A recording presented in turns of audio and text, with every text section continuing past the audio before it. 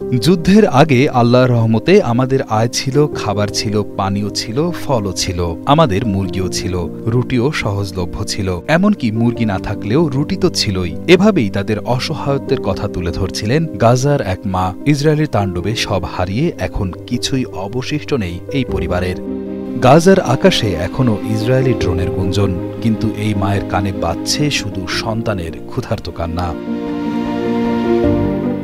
গাজার মারভাত হিজাজি বলেন, গত 2 সপ্তাহ ধরে আমার 11 মাস বয়সী ছোট মেয়েটি দুধ খায়নি। আমার স্তনে পর্যাপ্ত দুধ নেই তাকে খাওয়ানোর জন্য, কারণ আমি নিজেও ঠিকমতো খেতে পারি না। গাজা ফিলিস্তিন যুদ্ধ শুরুর প্রথম দিকেই তার স্বামী ইসরায়েলি হামলায় মারা যান। তার পরিবারের বাকি সদস্যরা সেদিনই এলাকা ছেড়ে পালিয়ে যাওয়ার সিদ্ধান্ত নেন।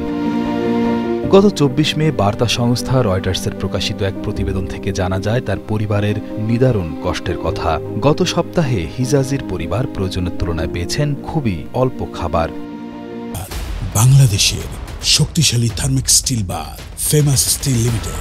পরিস্থিতি এতটাই খারাপ যে 9 জনের এই পরিবারকে আধা কেজি ডাল দিয়ে চালাতে হচ্ছে তাদের চাহিদা। এমনকি কিছু পরিবার দাতব্য সংস্থার দেওয়া 2টি সিদ্ধ আলু দিয়েই পার করেছেন দিন। প্রতিবেশীর দেওয়া আধা কেজি পাস্তা আর 2টি ফালাফেল খেয়ে কাটছে 9 জনের ক্ষুধার্ত দিন।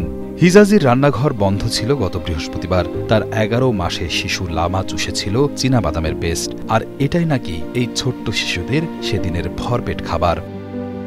হিজাজিদের এই দুর্দশা ফিলিস্তিনি ছিটমহল গাজাকে ঘিরে থাকা দুঃখ কষ্টের একটি ক্ষুদ্র চিত্র।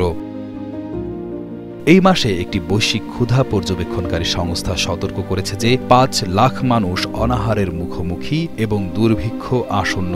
এদিকে ইসরায়েলি কর্তৃপক্ষ বারবার বলছে গাজায় পর্যাপ্ত খাবার আছে, হামাসকে তাদের এলাকার উপর নিয়ন্ত্রণ বজায় রাখার জন্য ত্রাণ চুরি করার অভিযোগ করেছে, যা হামাস অস্বীকার করে। গত 2রা মার্চ থেকে ইসরায়েলের কড়া নিষেধাজ্ঞার পর এ সপ্তাহে প্রথমবারের মতো অল্প কিছু খাবার গাজায় প্রবেশ করতে দিয়েছে, যার মধ্যে রয়েছে ময়দা এবং শিশুর খাবার। ইসরায়েল এবং মার্কিন যুক্তরাষ্ট্র খাবার বিতরণ করতে চায় শুধুমাত্র যে এলাকায় ইসরায়েলি সৈন্যদের নিয়ন্ত্রণে আছে। এই পরিকল্পনার তীব্র বিরোধিতা করেছে জাতিসংঘ এবং অন্যান্য সাহায্য সংস্থাগুলো। গাজার বাসিন্দা হিজাজি বলেন, তার পরিবার এখনও নতুন সাহায্যের কোনো চিহ্ন দেখেননি এবং তিনি তার শিশু লামাকে নিয়ে চিন্তিত। গত সপ্তাহে যখন তার ওজন করা হয়েছিল তার ওজন ছিল 5 কেজি। বিশ্ব স্বাস্থ্য সংস্থার চার্ট অনুযায়ী একটি সুস্থ 1 বছর বয়সী মেয়ের গড় ওজনের প্রায় অর্ধেক। এই অসহায় মা আরও বলেন, এই সপ্তাহে তারা বড়জোর দিনে একবার খাবার ভাগ করে খেয়েছেন।